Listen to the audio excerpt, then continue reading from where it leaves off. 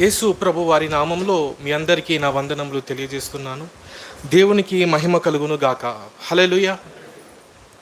దేవుని యొక్క వాక్యములో నుండి మార్కు సువార్త 7వ అధ్యాయము 37వ వచనమును మనం చదువుకుందాం. ఈయన సమస్తమును బాగుగా చేసి ఉన్నాడు అనే వచనమును మనం ఇక్కడ చూస్తున్నాం. ఆ తర్వాత మనం చూసినట్లయితే చెవిటివారు విననట్లుగాను మూగవారు మాట్లాడునట్లుగాను చేయుచున్నాడని చెప్పుకొని అపరిమితముగా ఆశ్చర్యపడిరి అని మనం చూస్తున్నాం. యేసు ప్రభు వారు శరీర రీతిగా ఈ యొక్క లోకములో పరిచర్య చేస్తున్నప్పుడు యేసు ప్రభు మరి అనేక మంది తన యొద్దకు వస్తూ ఉండగా వారందరినీ కూడా స్వస్థపరుస్తూ వారి జీవితాలను బాగు చేస్తూ వారందరినీ ఎంతో దీవించినట్లుగా ఎంతో ఆశీర్వాదకరంగా యేసు ప్రభు వారి యొక్క పరిచర్య జరగడం చూసి అక్కడ ఉంటున్న ప్రజలు అంటున్నారు, ఈయన సమస్తమును బాగుగా చేసి ఉన్నాడు అని.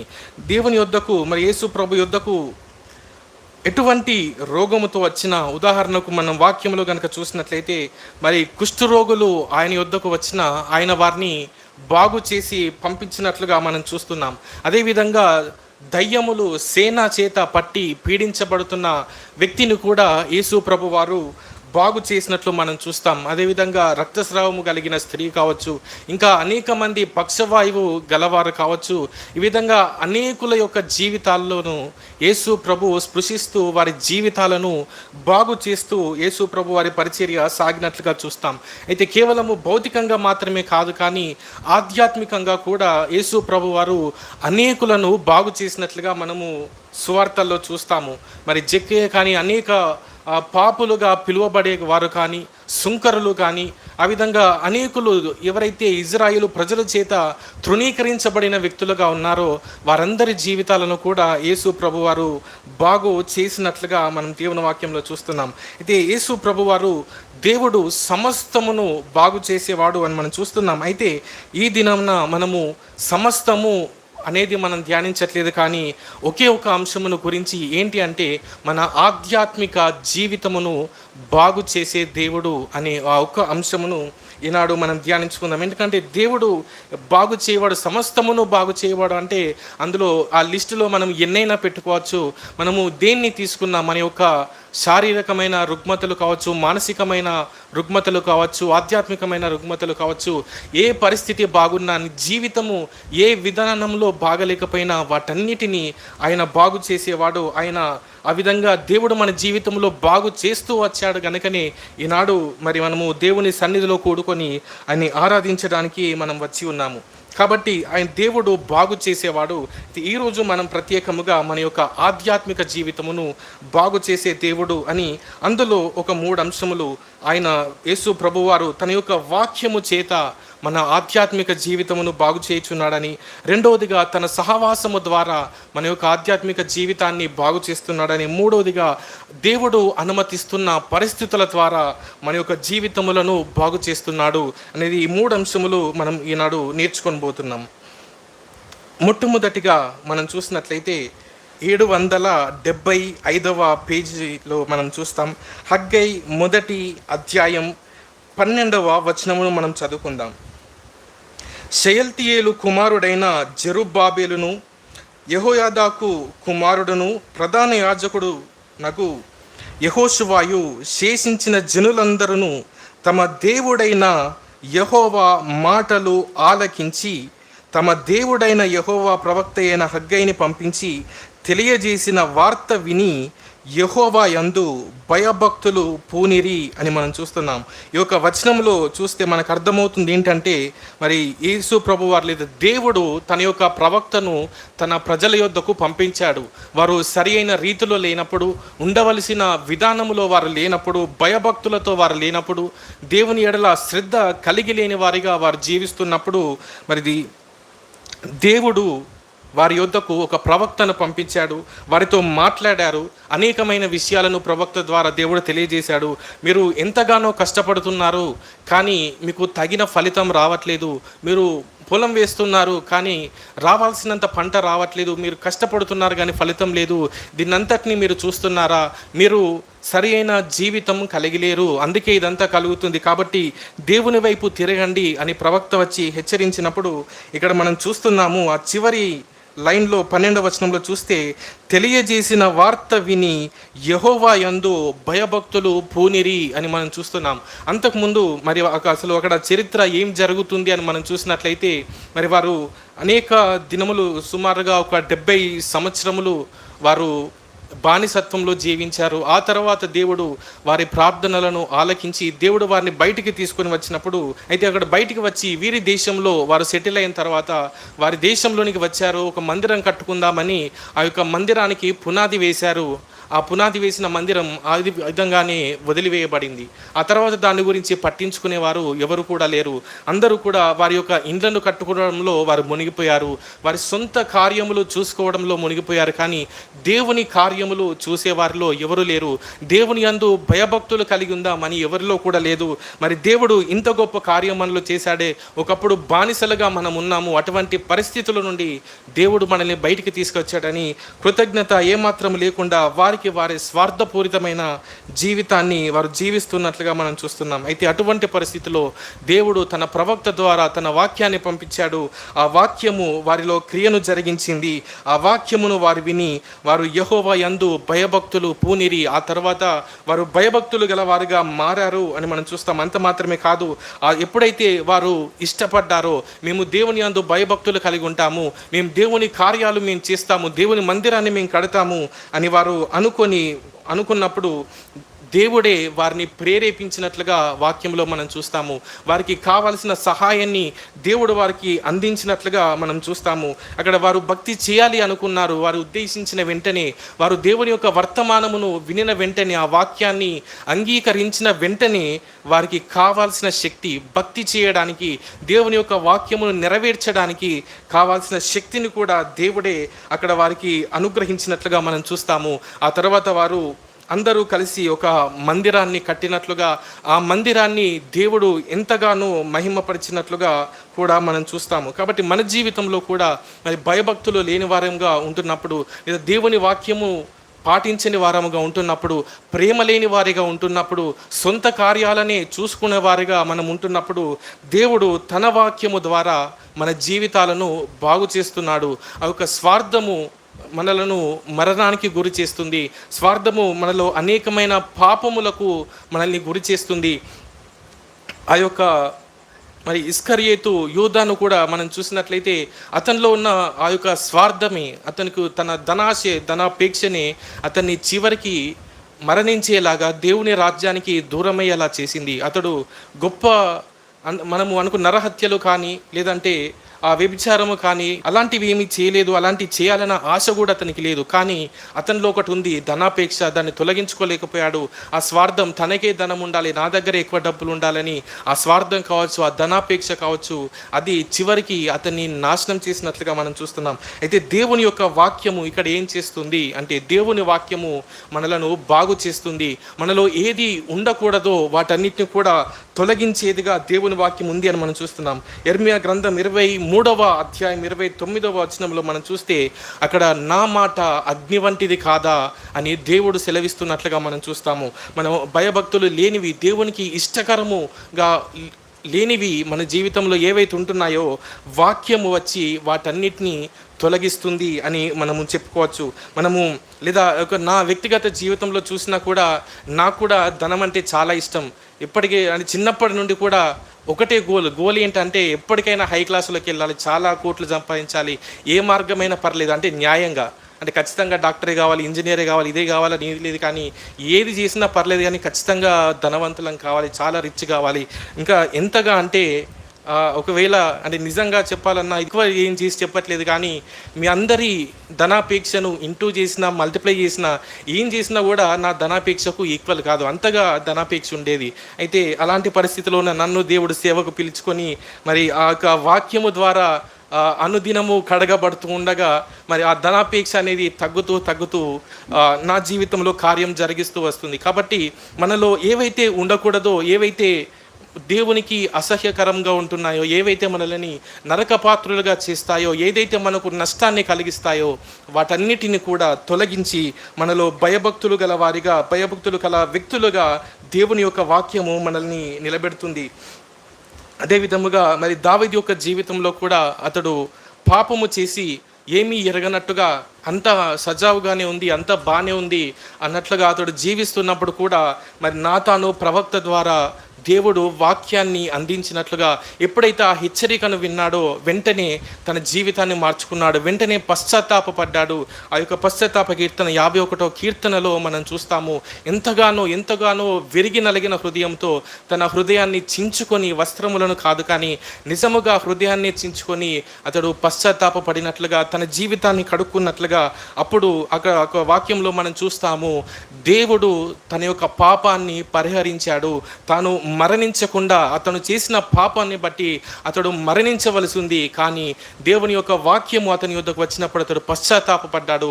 దేవుడు అతని పాపాన్ని పరిహరించినట్లుగా అతన్ని తిరిగి భయభక్తులు గల వ్యక్తిగా అతన్ని నిలబెట్టినట్లుగా మనము దేవుని వాక్యంలో చూస్తున్నాము.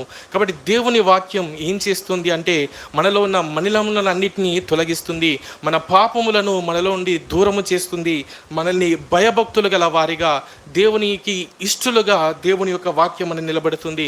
ఆత్మీయ రుగ్మతలు ఏవైతే ఉన్నాయో వాటన్నిటిని కూడా తొలగిస్తున్నట్లుగా దేవుని వాక్యంలో మనం చూస్తున్నాము. మరి నినివే పట్టణస్థుల జీవితంలో కూడా మనం చూస్తాము, వారు బలాత్కారం యందు ఆసక్తి గల ప్రజలు అని దేవుని వాక్యంలో మనం చూస్తాము. కానీ ఎప్పుడైతే యోనా ప్రవక్త అక్కడికి వెళ్ళి వారికి వాక్యాన్ని ప్రకటించాడో వారందరూ కూడా దేవుని యందు విశ్వాసం ఉంచారు అని మనం చూస్తాం. దేవుడు ఇంకా ఏమి చేయకముందే కేవలము తన వాక్యమును బట్టి మాత్రమే వారందరూ కూడా విశ్వాసంలోనికి వచ్చారు. మనము తగ్గించుకుంటే, మనం ఉపవాసం ఉంటే దేవుడు కరుణిస్తాడు, దేవుడు మనల్ని క్షమిస్తాడు అని వారంతట వారే విశ్వాసంలోనికి వచ్చినట్లుగా వారు మారు మనసు కలిగి దేవునికి ఇష్టలుగా జీవించినట్లుగా దేవుని వాక్యములో మనం చూస్తున్నాము. కాబట్టి దేవుడు ఏ విధంగా మనల్ని బాగు చేస్తున్నాడు, మన ఆధ్యాత్మిక జీవితాన్ని, మన ఆధ్యాత్మిక జీవితంలో ఉన్న రుగ్మతలను ఏవైతే మనల్ని పట్టి ఉంచుతున్నాయో, దేవుని కొరకు పరిగెత్తకుండా చేస్తున్నాయో వాటన్నిటి నుండి మనలను బాగు చేసేది దేవుని వాక్యము అని మనం చూస్తున్నాం. కాబట్టి దేవుడు తన వాక్యము చేత మనలను బాగు చేస్తున్నందుకు, మన ఆధ్యాత్మిక జీవితమును బాగు చేస్తున్నందుకు మనము దేవుణ్ణి స్తుతించే వారిగా మనం ఉండాలి అని మొట్టమొదటిగా మనం నేర్చుకుంటున్నాం.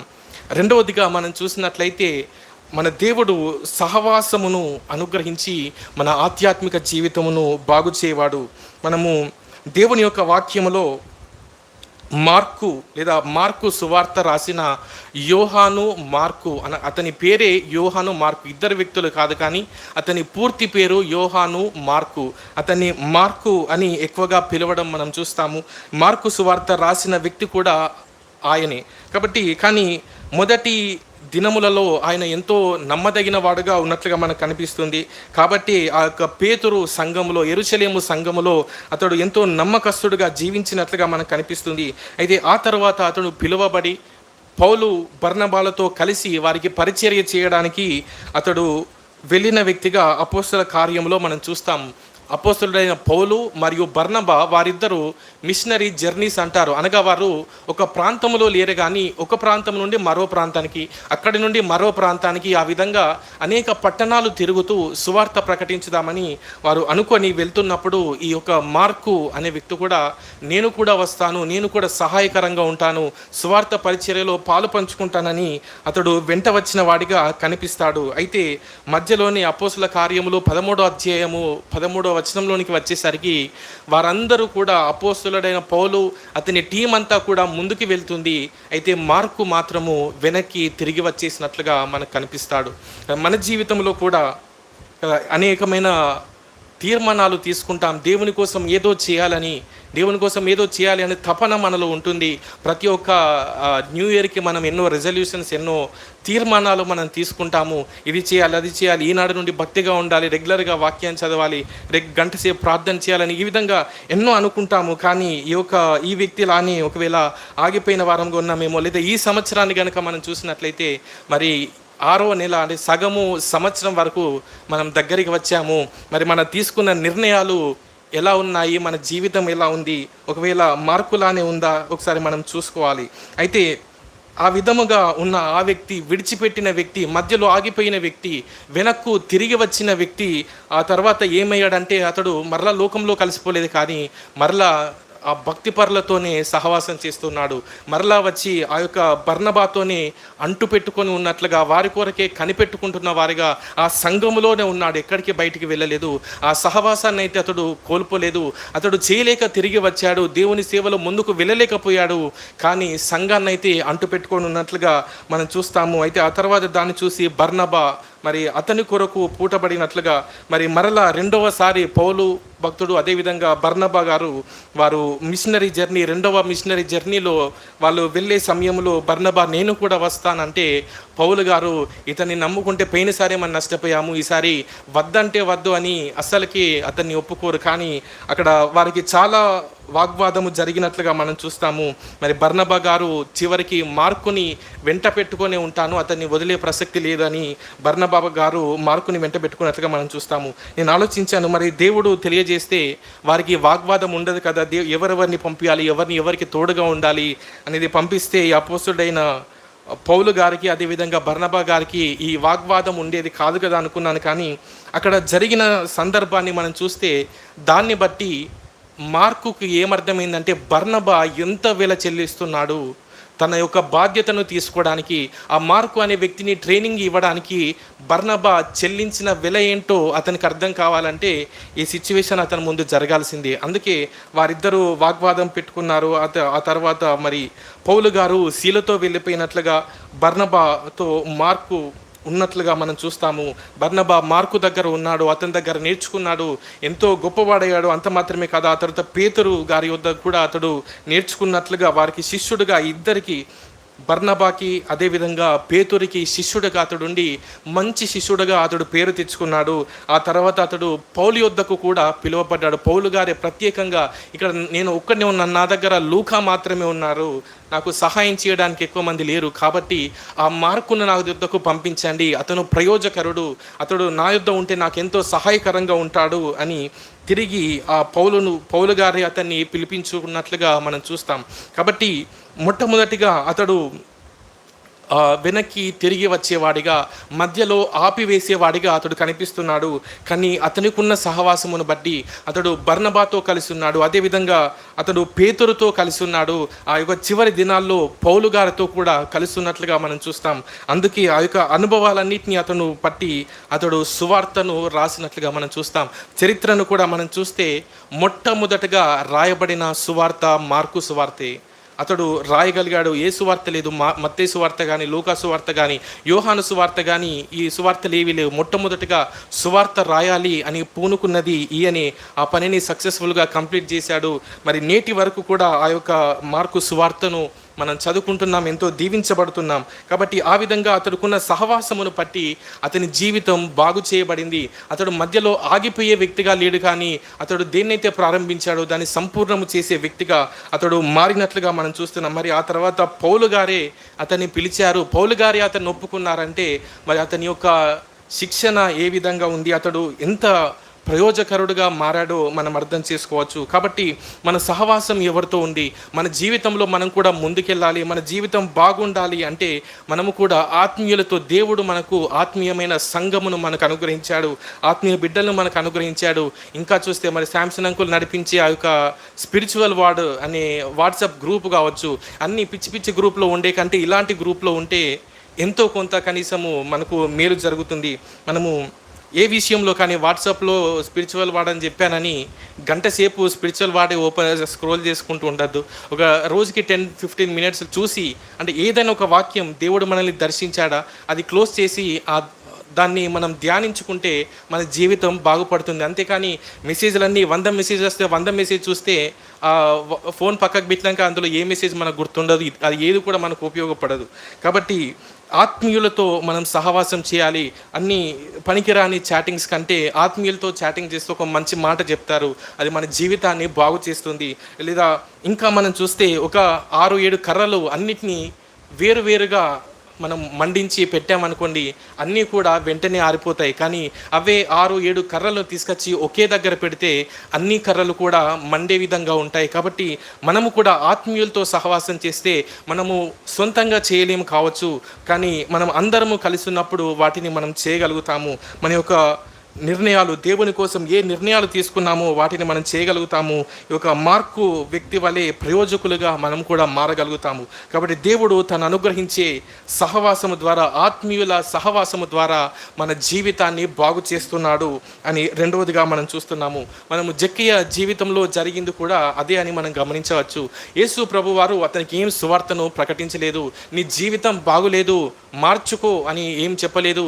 నువ్వు పాపం చేస్తున్నావు, నరకానికి వెళ్తావు అని ఏమి హెచ్చరించలేదు. కానీ జక్కయ్య, నీ వద్దకు నేను రావాలనుకుంటున్నాను, మీ ఇంట్లో బస చేయాలనుకుంటున్నాను అని అతడు యేసు ప్రభు వారు చెప్పినప్పుడు అతడు వెంటనే అంగీకరించాడు. యేసు ప్రభువును చేర్చుకొనేను అనే వాక్యంలో మనం చూస్తాం. చేర్చుకున్నారు. ఇప్పుడు ఇద్దరికి ఏం ఏర్పడిందంటే ఇద్దరికి సహవాసం ఏర్పడింది. ఆ తర్వాతి వచనంలో మనం చూస్తే అతనిలో గొప్ప మార్పు కలిగినట్లుగా మనం చూస్తాము. అతడు, ఇదిగో నాకు కలిగిన దానిలో సగం ఆస్తి అమ్మేసి బీదలకిస్తాను, నేను ఎవరికైతే నష్టము చేశానో, అన్యాయం చేశానో వారికి 4 అంతలు ఇస్తాను అని అతడు చెప్పినట్లుగా మనం చూస్తాం. ఏమి కార్యం జరిగించింది అంటే యేసు ప్రభువుతో అతనికి ఏర్పడిన సహవాసం. మనకు కూడా యేసు ప్రభు వారు తన సహవాసాన్ని మనకు అనుగ్రహిస్తున్నారు. పరిశుద్ధాత్మగా దేవుడు తన సహవాసాన్ని మనకు అనుగ్రహిస్తున్నాడు.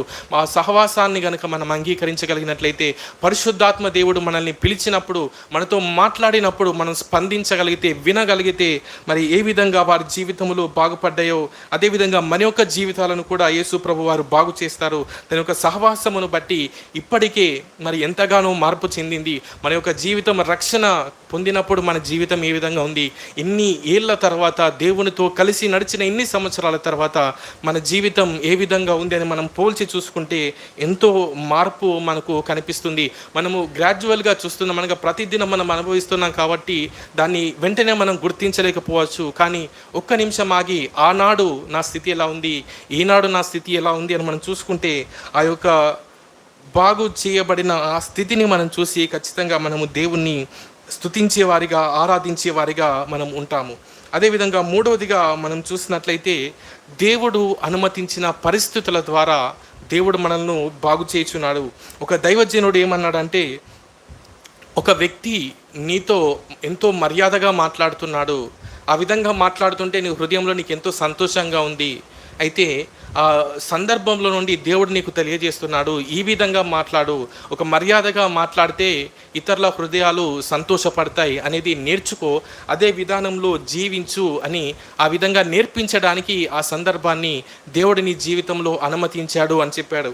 అదేవిధంగా ఎవరైనా కూడా నీతో అసభ్యకరంగా మాట్లాడితే, అమర్యాదగా మాట్లాడితే నీ హృదయం గాయపడుతుంది కదా. అప్పుడు దేవుడు ఆ పరిస్థితి ద్వారా నీకేం నేర్పిస్తున్నాడంటే, ఇలాంటి మాటలు మాట్లాడితే హృదయాలు గాయపడతాయి, కాబట్టి ఇలాంటి మాటలు మాట్లాడద్దు అని నీకు నేర్పిస్తున్నాడు. కాబట్టి ఆ విధంగా ప్రతి పరిస్థితుల నుండి మనము నేర్చుకోవచ్చు అని ఆ దైవజనుడు చెప్పినట్లుగా మనం చూస్తున్నాం.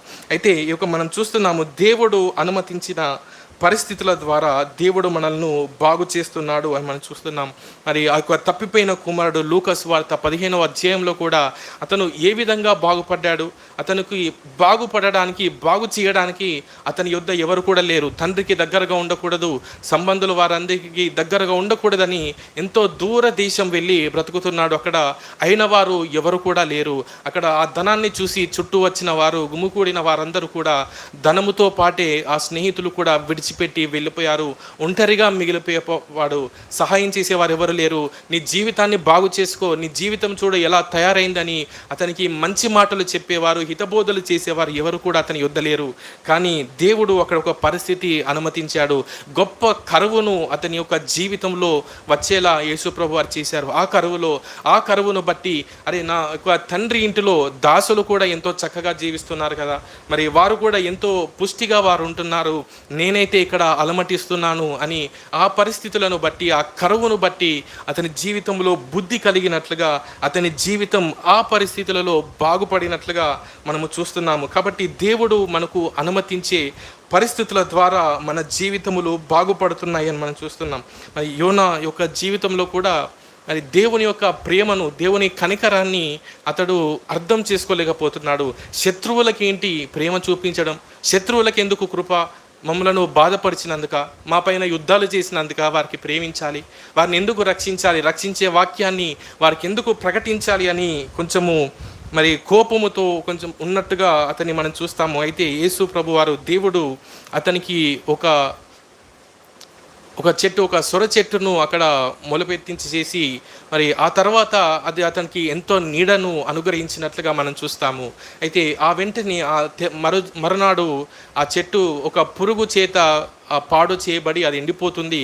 అప్పుడు అతడు ఎంతగానో కోపం తెచ్చుకుంటాడు. ఏంటి ప్రభు ఇది, మంచి చెట్టును ఎందుకు ఈ విధంగా వాడిపోయేలా చేశావు, ఎందుకు నాకు ఇంత ఎండ దెబ్బ, ఎందుకు నాకు ఈ వడదెబ్బ, మంచిగానే ఉంది కదా చెట్టు, ఇంకొక రోజు కాపాడితే అయిపోకదు అన్నట్లుగా ఎంతగానో కోపం తెచ్చుకుంటాడు. అప్పుడు యేసు ప్రభు వారు, దేవుడు అతనితో మాట్లాడుతూ, మరి ఒక్కరోజు వచ్చి తనంతట తానే ఆ చెట్టే మొలిచింది, విత్తనం వేయలేదు, నీళ్లు పోయలేదు, ఊరికేనే వచ్చింది చెట్టు, ఆ చెట్టు వాడిపోతేనే ఇంతగా నువ్వు బాధపడుతున్నావే, మరి ఈ యొక్క కుడి ఎడమలు ఎరగని ఈ యొక్క పట్టణాన్ని పుట్టించి దాన్ని పోషించి దాన్ని ఇంతగా చేసిన నేను దీని గురించి విచారించవద్దా అని తన యొక్క ప్రేమను అక్కడ వెల్లడి చేసినట్లుగా మనం చూస్తున్నాము.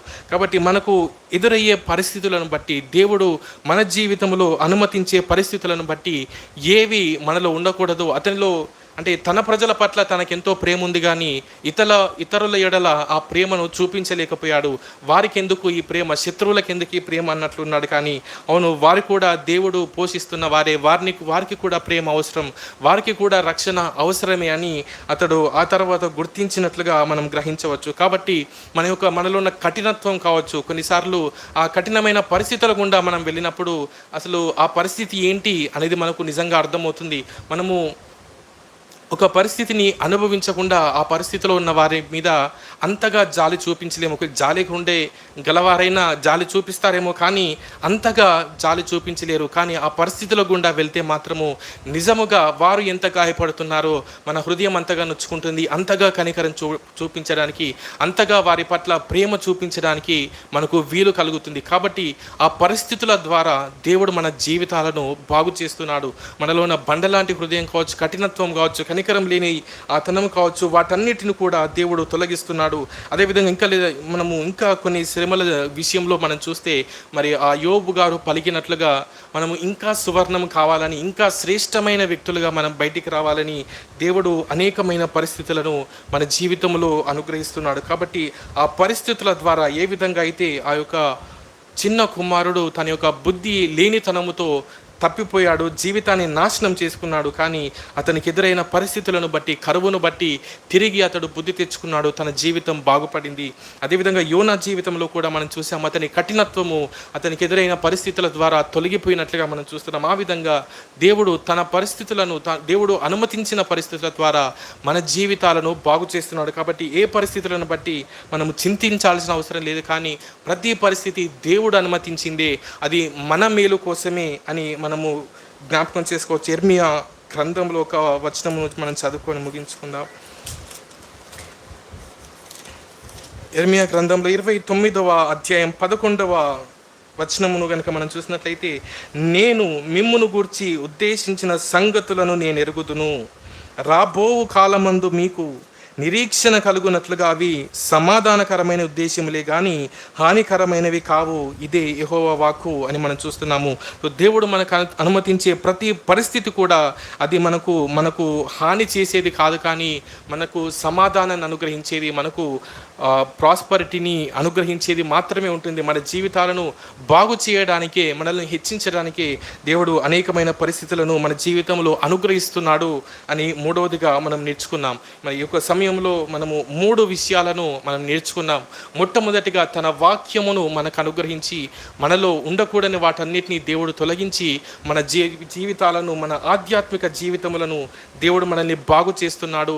భయభక్తులు లేని వారిగా ఉంటే భయభక్తులు గల వారిగా దేవుడు మనల్ని మారుస్తున్నాడు, బాగు చేస్తున్నాడని మనం చూసాం. రెండవదిగా మనం చూసినట్లయితే, మరి ఆత్మీయుల సహవాసము ద్వారా, అదేవిధంగా దేవుడు తన సహవాసాన్ని మనకు అనుగ్రహించి ఆ సహవాసము ద్వారా మన జీవితములను బాగు చేస్తున్నాడని, మూడవదిగా పరిస్థితుల ద్వారా మన జీవితములను బాగు చేస్తున్నాడని మనం చూసాం. కాబట్టి 3 విషయములను బట్టి దేవుణ్ణి ఆరాధించే వారిగా మనం ఉందాం.